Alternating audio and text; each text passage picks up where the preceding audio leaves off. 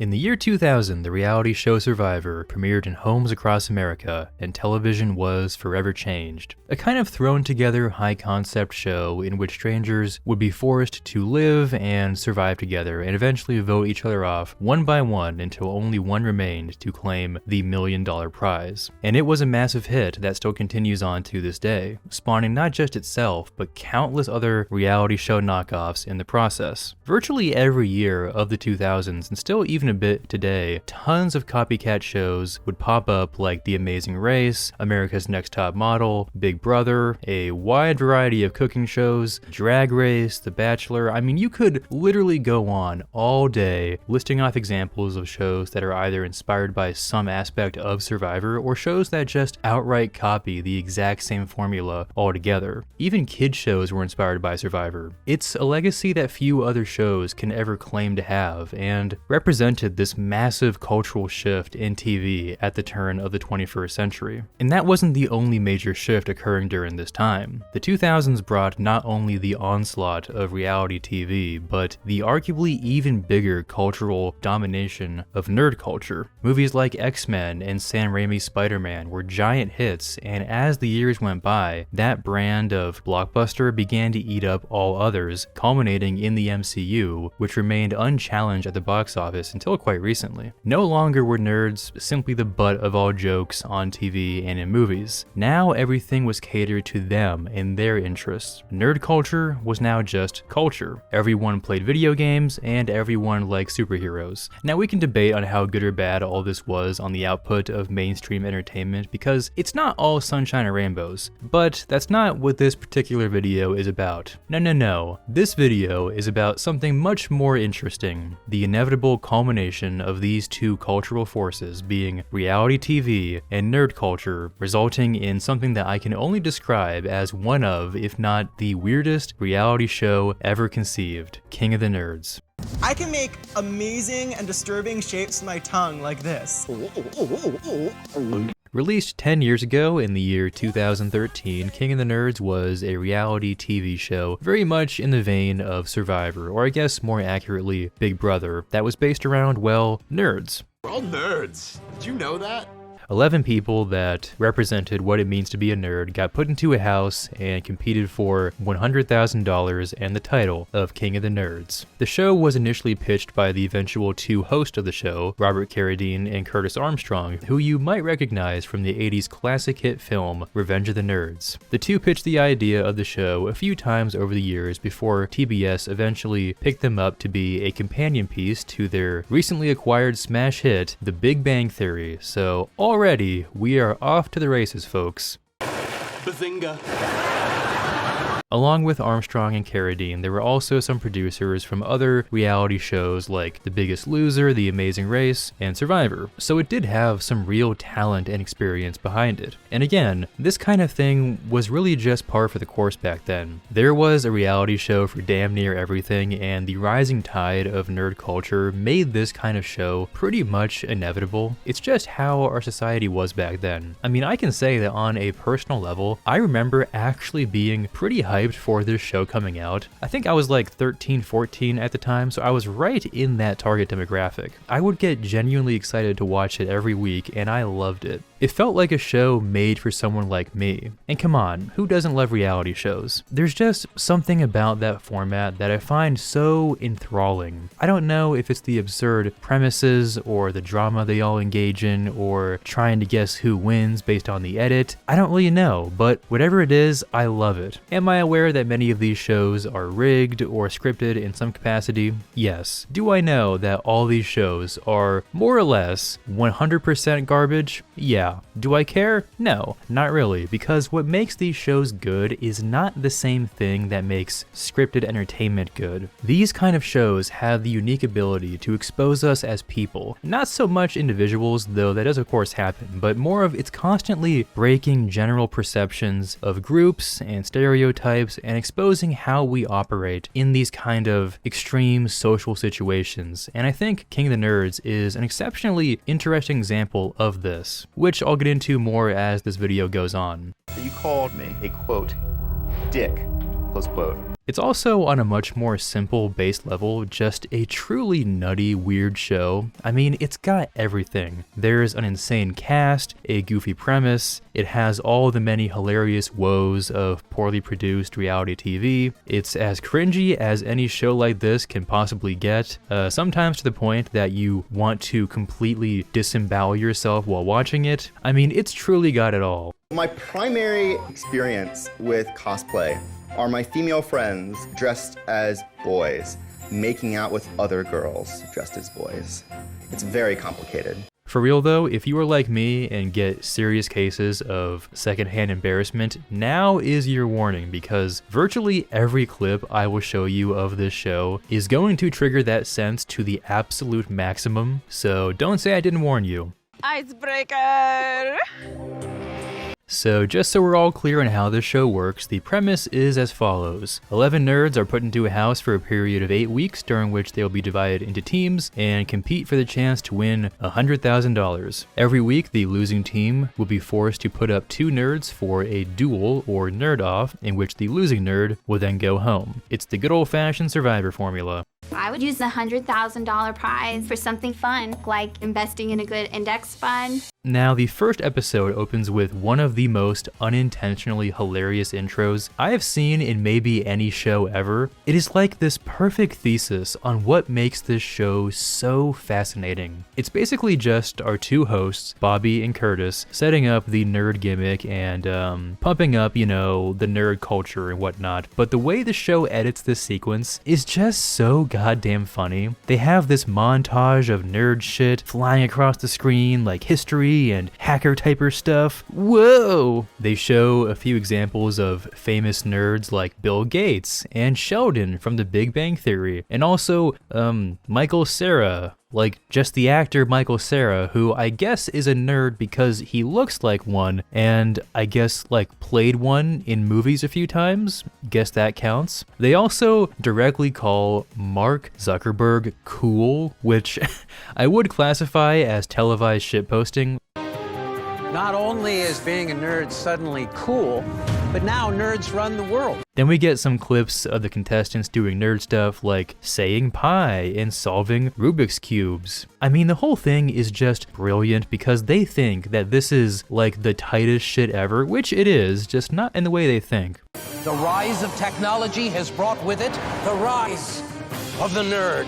Then we get a genuinely kind of cute and creative contestant intro, which I'll admit I am a giant sucker for. Every good reality show needs a good intro, and KOTN's got a pretty damn good one. Like, it's actually really well done. It stylizes every contestant in a way that reflects their personality or like their real life job in some way. Your D&D guy is a dragon, your smart, brainy ones are scientists, and your comic book nerds have powers. It's super cute. Unfortunately, that's where a lot of my genuine admiration for the show stops. It's only going downhill from here, folks. Uh-oh.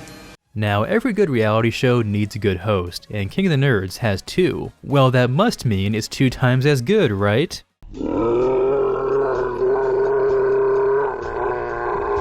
So yeah, Bobby and Curtis, no offense to them personally, I mean, it's their show, they can host it if they want to, and I'm sure they are very nice people in real life. However, it does not change the reality that they are some of the most awkward, uncharismatic hosts I have ever seen. Uh-oh, Danielle's in trouble.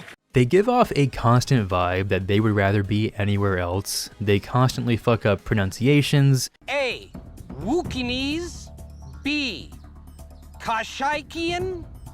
C. Shriwook. And they seem to have a lot of genuine contempt for nerd culture, which is weird because they are the executive producers and creators of the show. Like, it's their project, and they did get famous for playing nerds in a movie back in the day, so you would think they would come off, you know, a bit more appreciative of nerd culture. And hey, maybe they do care about the nerd stuff and the show in general, but man, if that is the case, it does not show. They spend most of their time just jerking each other off about how cool they are and how cool they made nerds seem back in the day. Back in the day, we made nerds cool. And also even make the contestants say nice things about them in their confessionals. It's really really exciting to meet Curtis and Bobby. I'm really glad that they're passing the torch on to the next generation of nerds. One of them even calls Robert Carradine, okay, Robert Carradine, C-list actor who played a nerd one time in a movie 40 years ago, the king of all nerds. Who I qualify as the king of all nerds, crowned me with orange paint. Now, this video is not about Revenge of the Nerds, but anyone who thinks that that movie made nerds look cool in any way should be checked into a home, okay? Because that movie is like the worst possible representation of whatever you want to define as nerd culture. It's just a bunch of college frat boy weirdos committing sex crimes for an hour and a half. Pretty good talent show though, I'll give it that. Anyway though, getting back to them as hosts, they really don't have a lot to offer. Curtis occasionally does these like really dramatic speeches. When I was in the 5th grade through the 12th grade, no one ever picked me for anything. And it sucked. I mean, there is nothing nerdier than not getting picked. But mostly just says things loudly. To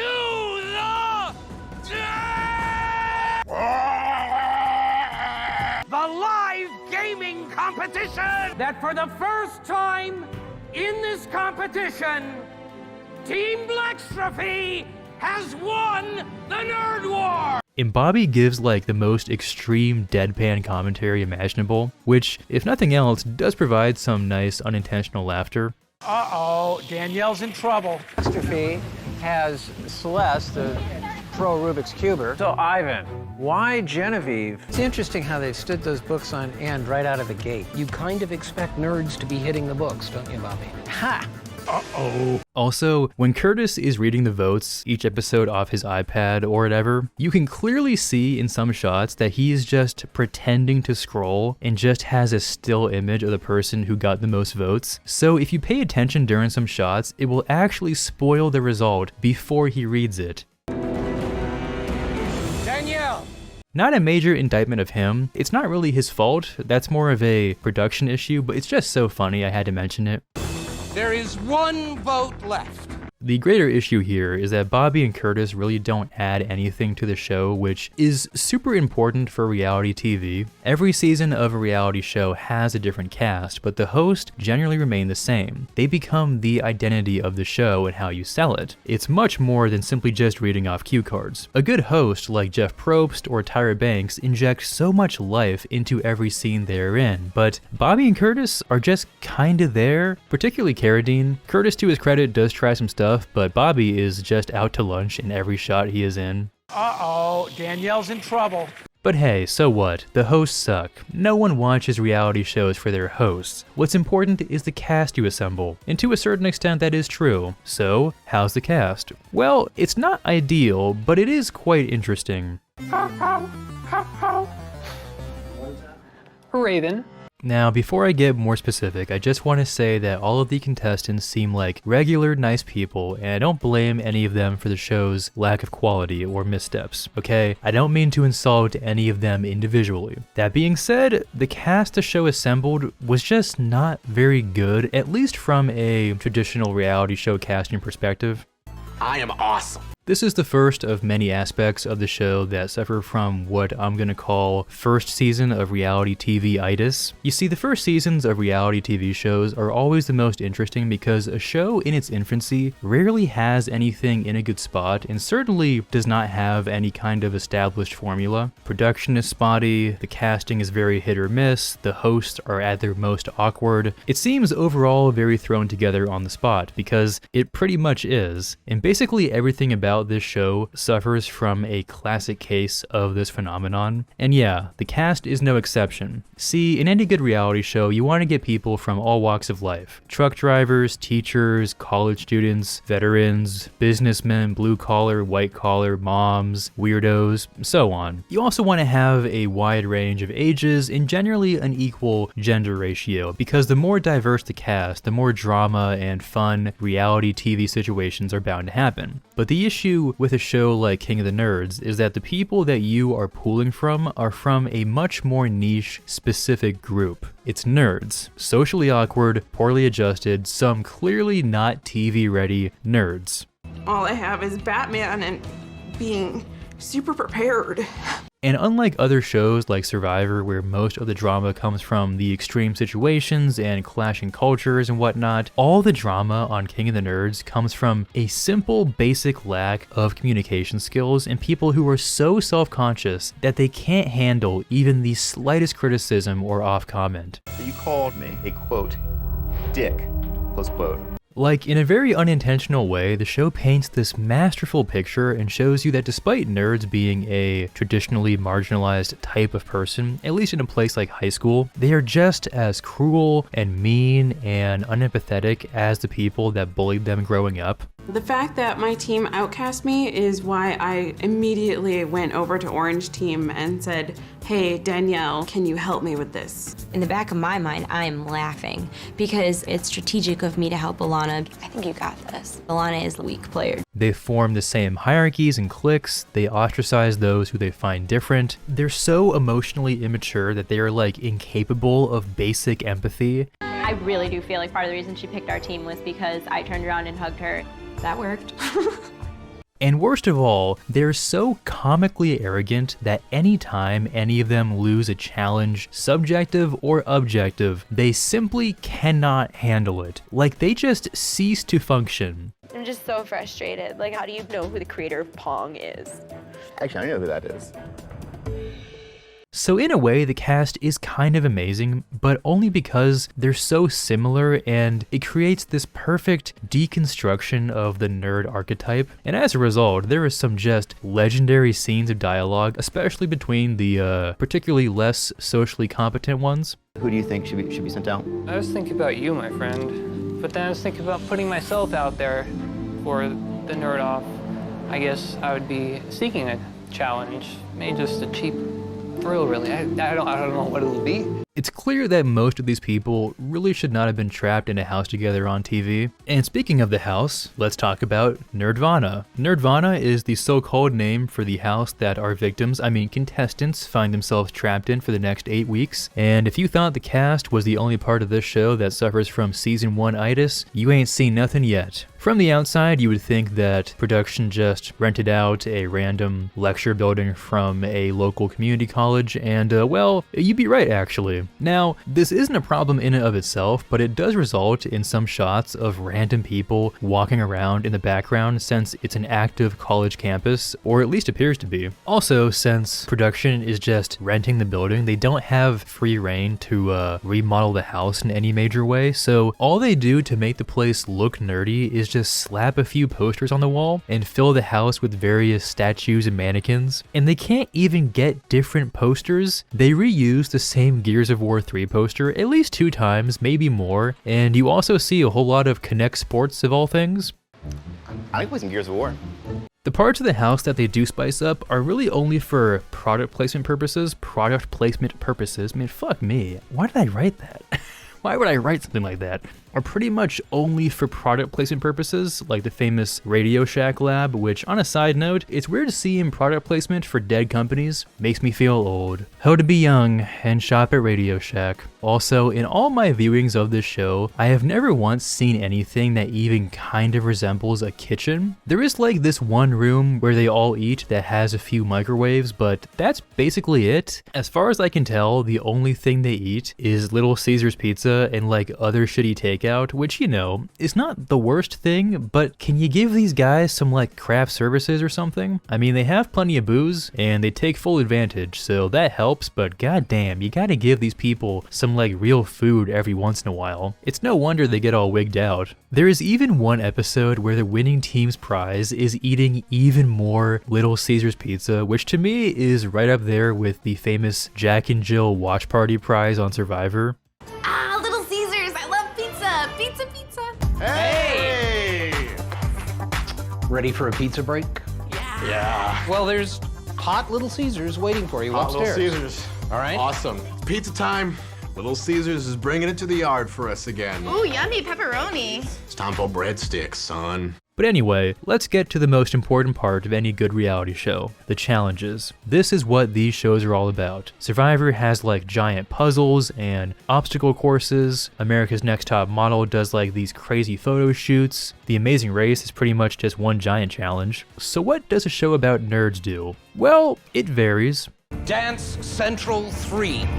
I can't properly explain just how underwhelming and hilariously low budget every challenge in this show is, so I'm just going to explain them all to you one by one. So as previously stated, the nerds are divided into 2 teams and every week compete in team challenges. After that, 2 losing nerds from the losing team do a 1v1 challenge to see who goes home. So we got team challenges and nerd-offs. They're also themed each week based off some nerd thing like science or gaming. The first episode, the team challenge, is just picking teams, so there isn't much to say aside from the fact that they pick teams by dumping goo on each other, which, yeah, cool. Welcome to Orange. But the first 1v1 or nerd-off challenge is, get ready for it, Chess.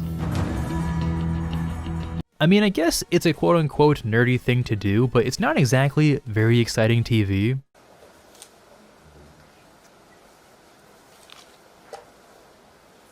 Like when a show like Survivor does a puzzle challenge, they preface that puzzle with like a massive obstacle course so my monkey brain can be entertained, because I'm not gonna get entertained by a puzzle. What am I, a nerd? So how does this show plan to make chess exciting? Well, twofold. First, they make it big, and second, they have a hot lady move pieces. And not just any hot lady, a lady with a tail named Pom Pom Kitty. Now don't get me wrong, I like hot ladies as much as the next guy, but the way they make this poor woman bend down as far as she can to move each piece is mostly just uncomfortable to watch. Also, it doesn't help that the hosts and the contestants drop in some very horny commentary throughout. I think we should get her for all our chess games, Curtis. Kings, this actually makes chess a fun thing to watch. Stripper cat girl who's of a Harajuku flavor or something? The only thing that was saving me from like dying just from the thought of the sumo wrestler was Mindy there. A little tennis outfit. It just balanced out. But hey, better get used to her because she ain't going anywhere anytime soon. So, big chess, not a terrible idea inherently, but it's edited to shit and skips basically the entire game and doesn't ever illustrate who is ahead at any given moment. But hey, let's just chalk it up to the first episode slump. Surely the rest of the season gets better. Well, unfortunately friends, you ain't seen nothing yet. In episode 2, the theme for the week is fantasy, and the team contest is a cosplay competition, judged by none other than George Takei of all people, who looks like he really wants to be there and definitely knows what cosplay is. I wonder what his day rate is. I really want him to say, oh my. Now, on the surface, this actually is a pretty good low-budget, nerdy idea for a challenge, and to be totally honest, one of the teams gives a pretty non-cringy, well-done performance. Insalubrio necroma! Kneel before Undala Tharach! Bringer of the Mystic Age and an Elder God! However, the other team puts on a display so embarrassing that I had to physically hold my eyes open to watch. Our planet has been ravaged by the powers of dark magic. I am Dr. Oxidation. Again, I really do not do well with public humiliation, and man, this prods every bit of that inside me. Icebreaker! Did you just say icebreaker? Anyway, after the challenge mercifully ends, we find out that the nerd-off for the week is a trivia game in the park, where they roll die at mannequins. Not much to say aside from this one part where one of the contestants pretend to use the force to move the die. And then I used my powers of the dark side of the force.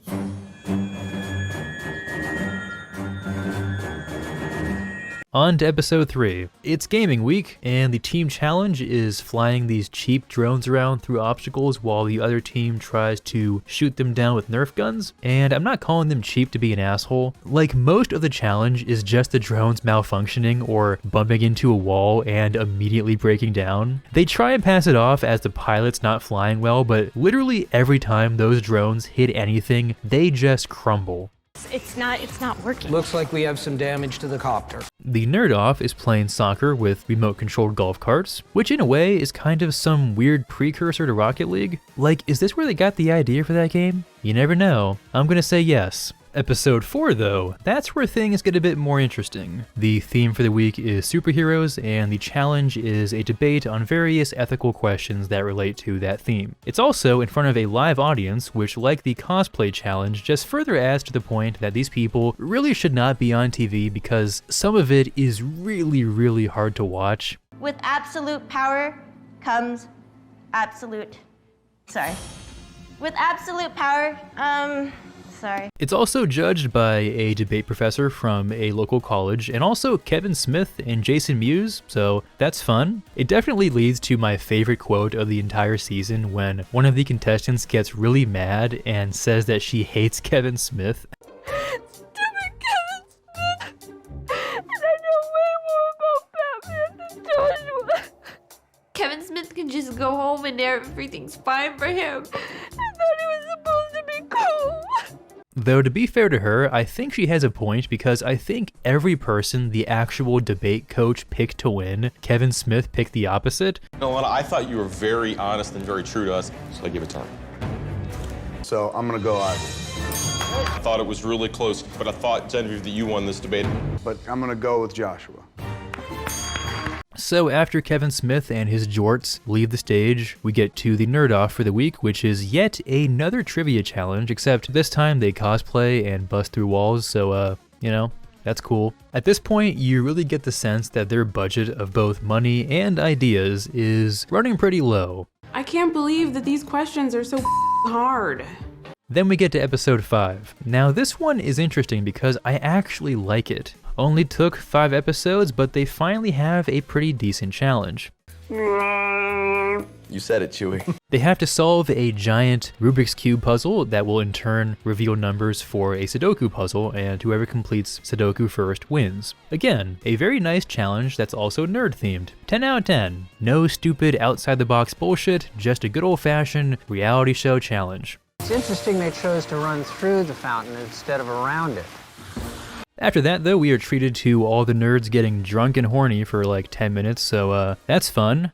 Ladies, it's still daylight outside. Have some decency. Then we get to the Nerd Off, which again, also wasn't that bad. The contestants, Ivan and Josh, who you might recognize as Jovenshire from Smosh Games back in the day, compete in a giant game of memory. Each of them takes turns revealing 2 hitting objects while getting assaulted by a sumo wrestler for some reason, and also getting tennis balls beamed at them by Pom Pom Kitty and friend. It's actually kind of a real physical challenge, which is pretty cool, albeit a bit slapped together. But overall though, it seems that episode 5 has shown some real promise, or at the very least shown that the show has some actual footing. As you're watching it, you start thinking that maybe this can work. And you'd be right, because episode 6 is truly something to behold. I say this with not a shred of sarcasm or exaggeration or irony, okay? Episode 6 of King of the Nerds Season 1, entitled Nerdy Dancing, is genuinely one of the best episodes of reality TV I have seen in my entire life. This is as good as this kind of lowbrow TV can get, and you gotta see it to believe it, okay? I am grinding the pace of this video to a crawl just so I can spotlight this absolute work of art because it is so good and only gets better with context. Like, this needs to be studied.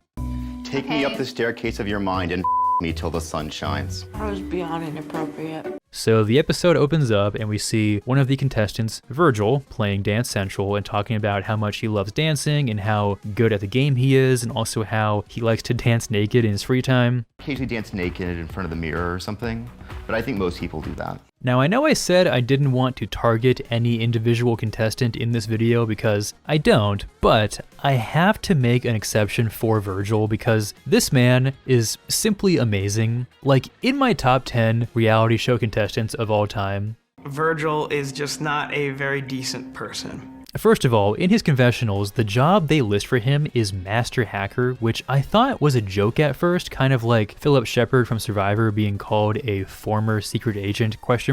But no, upon a quick search on Google, you will find some very interesting information on this man. I am a disruptive technologist. On top of course, being a contestant on King of the Nerds, Virgil is an extremely intelligent programmer who has published papers on artificial intelligence, developed the tool Wikiscanner, and is pretty deep in the cryptocurrency world. He also is a real-life hacker, and in fact has quite a criminal history involving, of course, hacking, stolen trade secrets, and even fucking treason. Yes, you heard me right, treason. This socially awkward, dancing weirdo from King of the Nerds allegedly provided state secrets to North Korea of all places that could be used to launder money and evade sanctions, and is currently serving 5 years for it. And that's just who he is outside of the show. In the show, he's also the best character by a mile.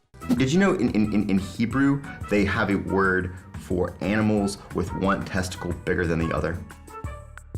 They do. He has this arc across the season where he starts out as a villain and slowly becomes this kind of wholesome underdog character that you genuinely want to root for. We see him at his highest highs and his lowest lows. I would go so far as to say that he is the heart of the season. He's even the one who eventually cast the deciding vote in the end.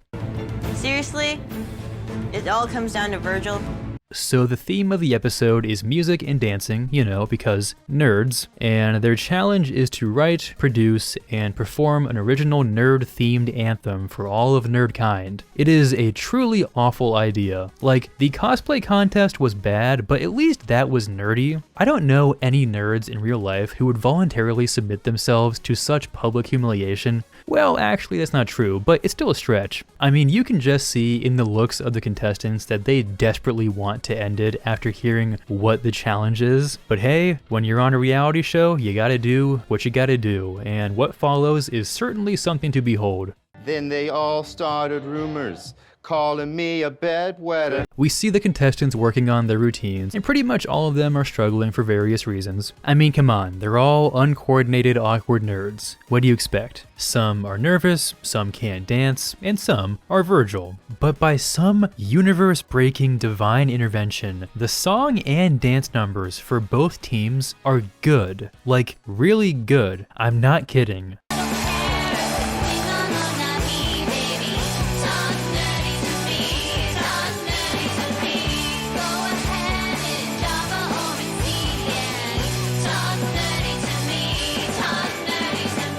I mean, don't get me wrong, they're still a bit cringy, but I can honestly say that both teams did a remarkable job. The fact that I didn't rip my nails out while watching it is an achievement in and of itself.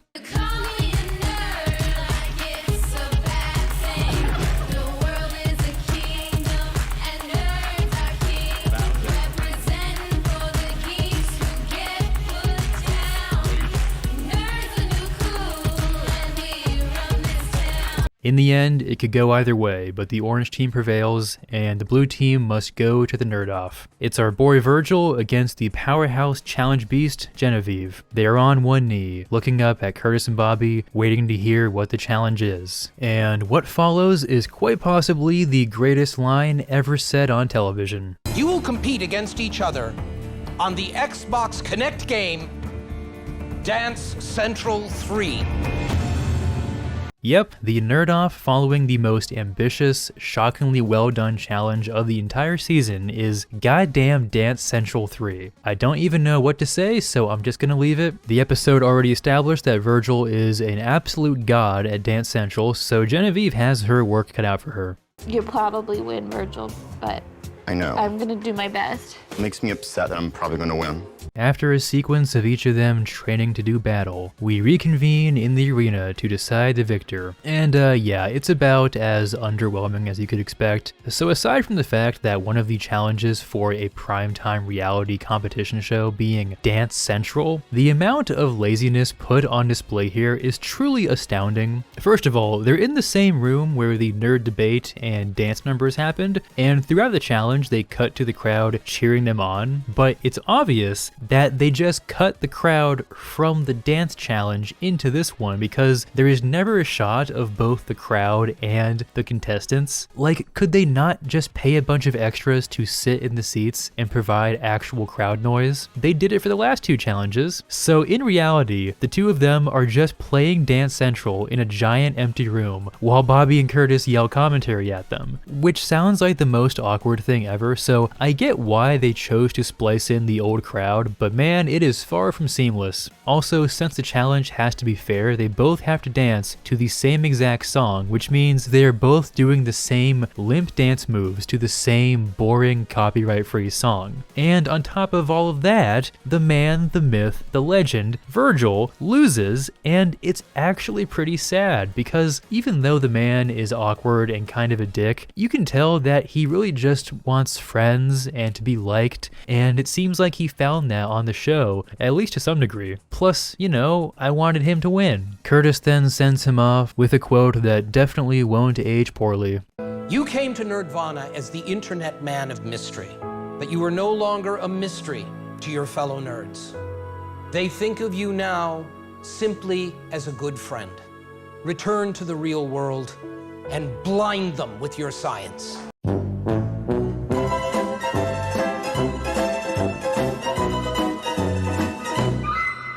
And just like that, it's over. The greatest episode of any show in television history. Only 2 episodes left. Will they be able to top Nerdy Dancing? No. But hey, we've come this far, boys, so no turning back now. On to episode 7.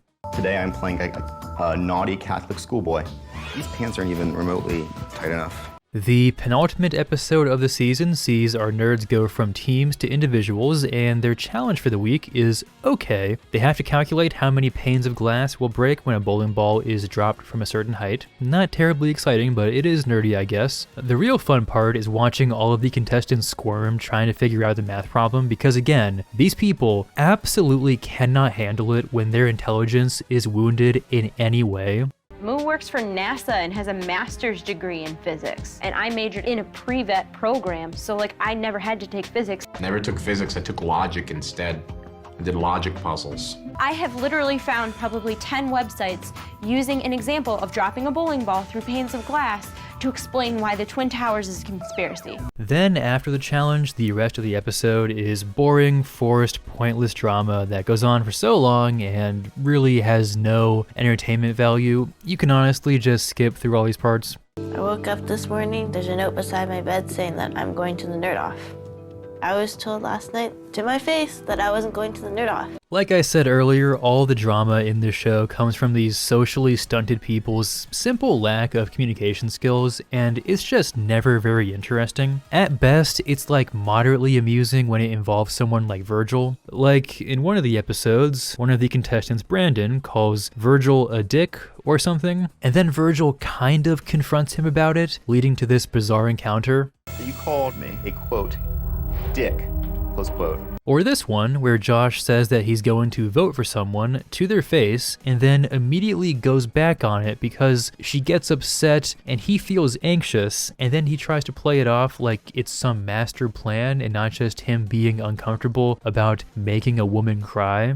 I told Danielle that I was going to vote for her, and then she got, of course, emotionally upset. And if I have to talk to a female who's upset, game over. I'm telling you, none of these people, aside from the NASA engineer, are capable of handling any amount of social strife. But anyway, the next Nerd Off is a challenge in which the 2 contestants have to build a 10-foot tower out of various nerdy objects. All in all, not bad, but the weird twist with this one is that at any point, the contestants can shoot the other person's tower with a Nerf gun, which is just the dumbest addition to any challenge yet. Like, a Nerf dart is barely capable of collapsing a house of cards, let alone textbooks and game consoles. One of the players even tries to use it and it just ends up bouncing right off, and the show adds in this comical doink effect because even they know it's stupid. It is having no effect. The tower is standing up against a barrage of Nerf attack. The 8th and final episode features the final 4 contestants battling it out for the title and the cash prize. But what will be their first challenge in their gauntlet to weed the group from 4 to 3? Is it like a giant maze that has 4 hidden bags of puzzle pieces that once found had to be taken up like 20 stairs and then assembled into a giant puzzle? Almost. It's a Segway race. You know, because nerds ride Segways. It's fairly underwhelming, but it could be worse, I guess. Like, they all roll up to the starting line, and there is like this intense music playing, and when it starts, the music fades out, and all you see is 4 people scooting around on Segways with no sound, aside from the actual Segways, which is pretty funny, and I think intentional, so I'll give him points for that one. 3, 2, 1, go! They're also going through a maze, but that arguably makes the race even more awkward since they are constantly starting and stopping. There's even a few collisions. Whoa! Whoa! And at the end, when the person loses and gets sent home, they just slowly ride away on their Segway.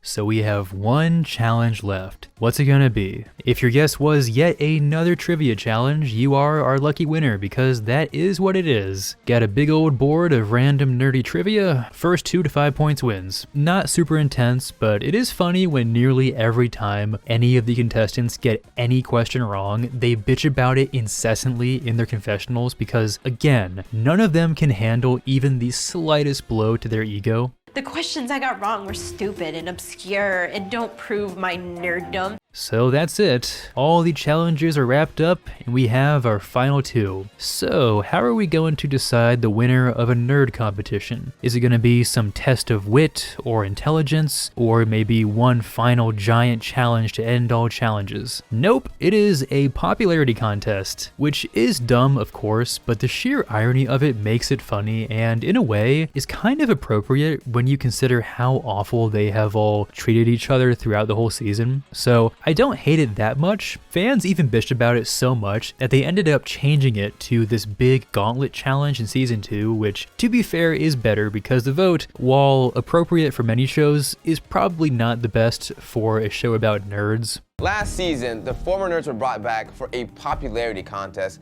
to determine who was king of the nerds.